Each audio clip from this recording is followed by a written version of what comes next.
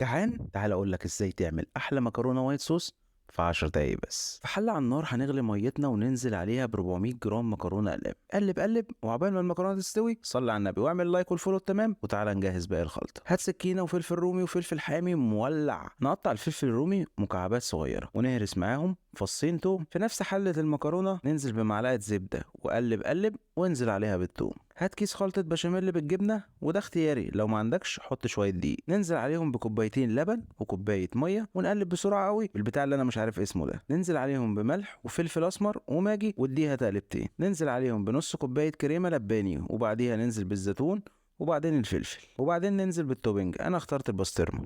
نقلب تقلبتين وننزل بالمكرونه بعد غلوتين بس كده. وبألف انا عليك يا عم الجعان. رش الجبنه تركي بقى من فوق عشان توديها في حته تانية. ما تنساش لو الفيديو عجبك تعمل لايك وفولو وتقول لي رايك في الكومنتات. سلام.